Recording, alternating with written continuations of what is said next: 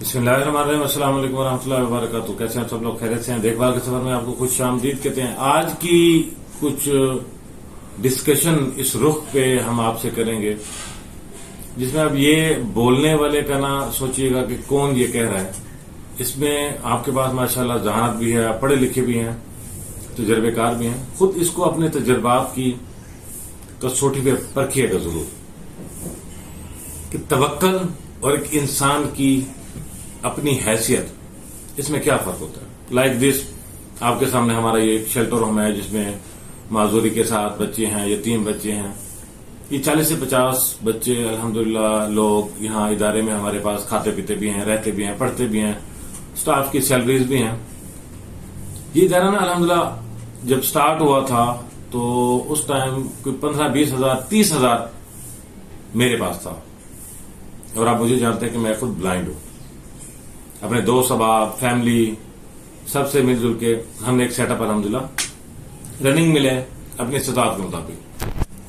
फिर ऐसे लोग जुड़ने लगे जिन्हें लगता है कि ऐसे काम में जुड़ना चाहिए अल्लाह की रजा के लिए, तो उनकी माशाल्लाह बड़ी कंट्रीब्यूशन रही।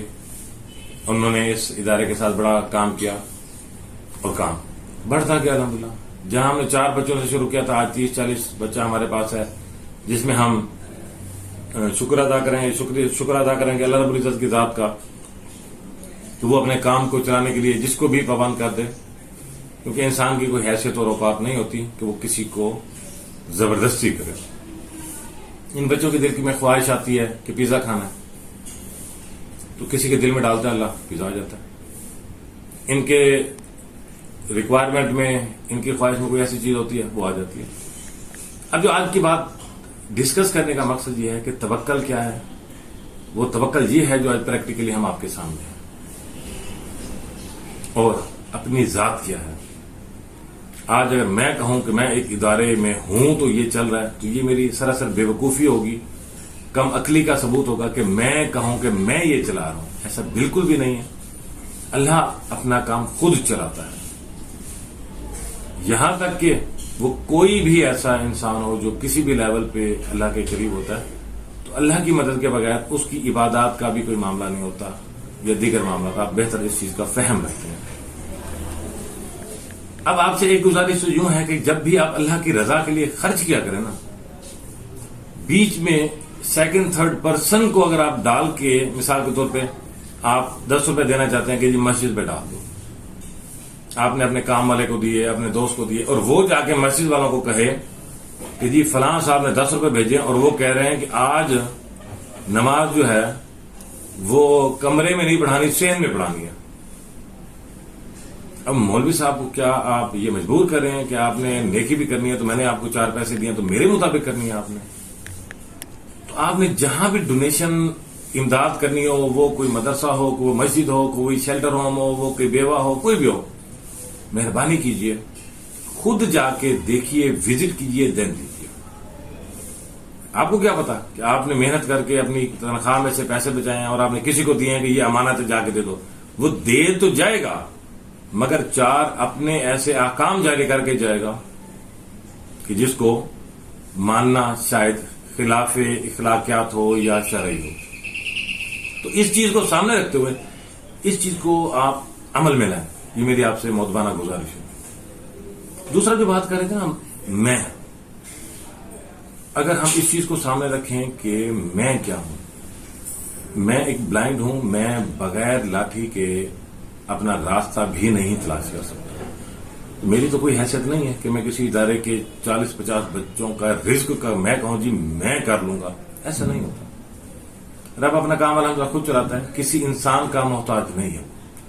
मगर कोई शख्स अगर ये प्लान करके ये डिस्कस करे कि मैं ये कर रहा हूं, अगर मैं ये ना दूं तो तुम भूखे मर जाओगे, अगर मैं तुम्हें ये ना दूं तो तड़प के मर जाओगे, वगैरह वगैरह, इसका और तवक्कल का आपस में कोई ताल्लुक नहीं होता। तवक्कल अल्लाह की जात पे होता है। ठीक है, हीला वसीला करना चाहिए कि जब लोग किसी को भी इमदाद देने जाएं तो वो उनकी रिस्पेक्ट भी करते हैं, कदर भी करते हैं, हम भी करते हैं। मगर जब एक चीज हमारी कैपेसिटी से बाहर हो जाती है, मिसाल के तौर पे हमें आके कहते हैं जी नाबीना बच्चा रखें, यतीम बच्चा ना रखें, اب یتیم بچہ رکھیں، نابینا بچہ نہ رکھیں، وغیرہ وغیرہ، کیونکہ ہم آپ کو ڈونیشن دیتے ہیں، وہاں مجبور ہوتے ہیں کہ وہ بچہ جو لاوارث ہو گیا وہ سڑکوں پہ رولے گا پھرے گا، کسی زیادتی کا شکار خدا نہ خاصا ہو گیا یا اس کی ڈیتھ ہو گئی، تو وہ مجھے بھی تو گلٹ فیل ہوتی ہے نا۔ ابھی ہم آپ کو معلوم ہی ہوگا کہ مہنگائی کے سیٹ اپ میں ہم الحمدللہ یہاں بیٹھے ہوئے ہیں، اور اللہ رب العزت کا کرم ہے کہ الحمدللہ تینوں ٹائم بچے پیٹ بھر کھاتے ہیں، سکون سے سوتے ہیں، سکون سے پڑھتے ہیں، سارا معاملہ۔ کسی کے کہنے پہ کسی بھی اچھے کام کا غلط ویو اپنے ذہن میں بنا لینے سے بہتر ہے آپ وہ جگہ خود وزٹ کریں جہاں آپ امداد دینا چاہ رہے ہیں، دیتے ہیں۔ یہ میرا آپ کو ایک مخلصانہ مشورہ ہے، کسی کے اوپر دوسرے کے الفاظ یا اس کو ساتھ انوالو کرنے کی بجائے آپ ڈائریکٹلی وہ کریں۔ تو ان شارٹ توکل، الحمدللہ ہم اس توکل کی ایگزامپل کے لیے سامنے ہیں۔ اور دوسرا یہ چیز کہ آپ اگر اپنی ذات کو یہ سمجھ بیٹھے ہیں کہ آپ لوگوں کے رازق ہیں، آپ لوگوں کے صحت کے ضامن ہیں، آپ لوگوں کے روزگار کے ضامن ہیں، آپ لوگوں کی عزت کے ضامن ہیں، آپ کی وجہ سے یہ سارا کچھ ہوتا ہے، آپ ہی دنیا میں ایک ہی رہ گئے ہیں جو اس دنیا کا نظام چلا رہے ہیں، آپ ہی ایک ہی رہ گئے ہیں جو لوگوں کا رزق پورا کر رہے ہیں، ایسا کرنے سے پہلے نا، سوچنے سے پہلے سوچئے گا کہ حضرت سلمان علیہ السلام نے جب یہ خواہش ظاہر کی تھی کہ اللہ تیری مخلوق کو کھانا کھلانا، تو آپ صاحب پڑھے لکھے ہیں، اس واقعے کو دوبارہ سنیے گا۔ تو جب آپ سنیں گے تو آپ پڑھے لکھے ہیں اور آپ سمجھیے گا کہ جب کہیں بھی امداد دیں اس کا حساب ضرور لیں اور یہ کنفرم ضرور کریں کہ صحیح چل رہا ہے، یہ ریئلائز کروا دینا کہ میں ہی رازق ہوں اور میں ہی اس چیز کا ضامن ہوں کہ میں نہیں ہوں تو پھر یہ بھی نہیں، تو پھر وغیرہ اور وغیرہ۔ توکل کے اوپر عمل کرنے والے، توکل کا بول بولنے والے ایسے الفاظوں سے نہ ڈرتے تھے، نہ ڈرتے ہیں، نہ ڈریں گے انشاءاللہ اللہ کی مدد سے۔ کیوں کہ واللہ خیر الرازقین، وہ کسی ادارے کو، یہاں ہم اگر چلٹرون کی بات کریں، یہ یہاں جو بچے ہیں ان کے لیے جو بھی آتا ہے اس میں میرے روزگار کا یا میرے سٹاف کے ان کو تنخواہ ملتی ہے، یہاں جو بچوں کے نصیب کا آتا ہے وہ نصیب اگر کسی انسان کے ہاتھ میں ہوتا نا تو یہ جو بھی ان سے فیسلیٹیٹ ہو رہے ہیں ان کو بھوکا مار چکے ہوتے ہیں۔ تو ان شارٹ کہ ہمیں اپنی سوچ کا دائرہ اس طرح سے سیٹ کرنا چاہیے کہ توکل کے آگے رکاوٹ نہیں بننا چاہیے، یا دوسرے کو ریئلائز کروانے کی بجائے اپنے آپ میں سوچنا چاہیے کیا آپ اگر کہیں اچھے کام کے لیے، نیکی کے لیے کچھ دیتے ہیں، اللہ ناراض ہو گیا تو آپ سے وہ توفیق چھین لے گا۔ وہی آپ کی اولاد جو 4 پیسے کسی نیک کام میں لگاتی تھی وہ اس کا 4 گنا زیادہ کسی غلط کام میں لگانے لگ گئی، تو وہاں آپ کو یہ ریئلائز ضرور ہوگا کہ وہاں سے آپ محروم ہو گئے کہ اللہ نے آپ کا جان، مال، وقت، آپ کی صلاحیتیں اپنے کام کے لیے پسند نہیں کی اور آپ کو وہاں سے دھتکار دیا اللہ نے اپنے کام سے۔ اس میں میری کوئی اوقات یا حیثیت نہیں ہے، کسی مدرسے کے امام کی کوئی حیثیت نہیں ہے، کسی مسجد کے امام کی کوئی حیثیت نہیں ہے، وغیرہ وغیرہ۔ مطلب یہ کہ اگر اللہ چاہے گا تو آپ اس نیک کام میں اپنا پیسہ، اپنی صلاحیتیں شامل کر سکتے ہیں۔ اگر اس نے نہیں پسند کیا آپ کو یا آپ کی اس کنٹریبیوشن کو، تو پھر وہی چیزیں ہوتی ہیں جو معاشرے میں بگاڑ کا ذریعہ بن رہی ہیں۔ سارا دن والد محنت کرتا ہے اور شام کو اس کا بچہ جوئے میں ہار کر غلط کاموں پہ لگا ہے۔ تو یہاں یہ ریئلائز کروانے کا مقصد یہ ہے کہ اگر میں اپنی اصلاح کے لیے آپ سے جو شیئر کر رہا تھا، میرے ذہن میں بات آئی، کبھی بھی تکبر کے اس لیول پہ مت جائیے کہ اللہ نیک کاموں کی توفیق آپ سے چھین لے۔ آپ کون ہوتے ہیں اللہ کو یہ ریئلائز کروانے والے؟ جا میں تیرے نام پہ خرچ نہیں کرتا، جا میں نماز نہیں پڑھوں گا۔ آپ سمجھتے ہیں نا اس چیز کا اللہ کو کوئی فرق نہیں پڑتا؟ کریں گے تو اپنی قبر اور آخرت سنواریں گے، دنیا میں بھی اس کی برکتیں لیں گے۔ نہیں دیں گے تو کیا عبادات کی یا اللہ کو ایسی چیزوں کی کمی ہے؟ نہیں۔ دوبارہ کسی ایسے عالم کے پاس جائیے، اس سے پوچھئے کہ میری سوچ یہ تھی، آپ کی سوچ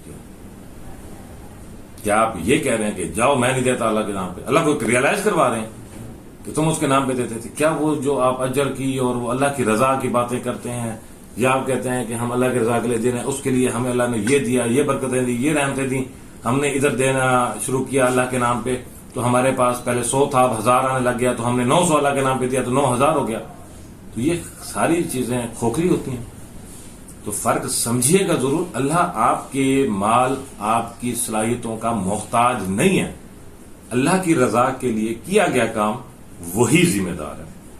اس چیز کی مثال آپ کو ہسٹری میں مل جاتی ہے کہ ایک ایسی ہستی وہ دنیا میں بھیجتا ہے اور اس کی مدد کرتا ہے کہ وہ سارے نظام کی بہتری کے لیے کام کرتا ہے. تو ربیع الاول کے اس مبارک مہینے میں نبی پاک صلی اللہ علیہ وآلہ وسلم کی سعادت کا جو دن آتا ہے، جس میں ان کی ولادت مبارک بھی ہے، آپ کی آمد پہ آپ پہ درود السلام پڑھنا چاہیے، آپ کے احکامات پہ عمل کرنا چاہیے. تو اس لیے جو حقیقت بات ہے، جس کا ایک نقطہ نکلتا ہے، وہ یہ ہے کہ دعووں میں یا الفاظوں میں ہم یہ نہ کہیں کہ ہم عاشق ہیں. ہمیں اپنے لیے کچھ ایسے اعمال بھی ان دنوں میں منتخب کرنے چاہیے کہ اس سے نبی پاک صلی اللہ علیہ وآلہ وسلم کو خوشی ہوتی تھی، اور انہوں نے یہ فرمایا کہ میری امت یہ کرے تاکہ وہ اپنے لیے آگے آسانیاں پیدا کرے، آخرت میں اس کو اجر ملے، جنت میں جائے اور جہنم سے بچ جائے. تو اس لیے ان چیزوں کو غور کیجئے کہ آپ کا تکبر، آپ کی کہیں بھی کسی مدرسے، مسجد یا کسی بیوہ کو امداد تکبر میں دی گئی تو آپ کے لیے نقصان دہ ہوگی. اگر وہاں سے آپ کو امداد کرنے سے اللہ نے توفیق چھین لی نا، تو سوچئے گا کہ اللہ کو آپ کا مال ہی پسند نہیں آ رہا، کہ وہ کہہ رہا ہے کہ بھائی نہیں، میں نے یہ مال لینا ہی نہیں ہے، اس کام میں آنے ہی نہیں دینا مال، اس کو توفیق ہی چھین لو. اور وہ کہے جی ہاں میں پہلے چلاتا تھا یہ مدرسہ، یہ مسجد، یہ فلاں، اب میں نہیں دیتا، مشکل میں. آپ مدرسہ یا مسجد نہیں، سوچیے گا ضرور. بہتر لگے تو شیئر کیجیے گا. اللہ ہم سب کو صحیح معنی میں اطاعت اللہ، اطاعت رسول صلی اللہ علیہ وسلم کی توفیق عطا فرمائے، انسانی محتاجی سے محفوظ فرمائے. اللہم وسع الرزق وسعت اللہ احتاج الی احد من خلقک. ہم سب اللہ سے آپ کے لیے بھی اور اپنے لیے دعا کرتے ہیں کہ اللہ ہمیں ایسا وسعت والا رزق عطا فرما اور مخلوق کی محتاجی سے بچا. تو وہ قادر ہے اس چیز پہ کہ وہ آپ کو ڈائریکٹ عطا فرمائے. صدق اللہ العظیم. دعا میں یاد رکھیے گا. السلام علیکم.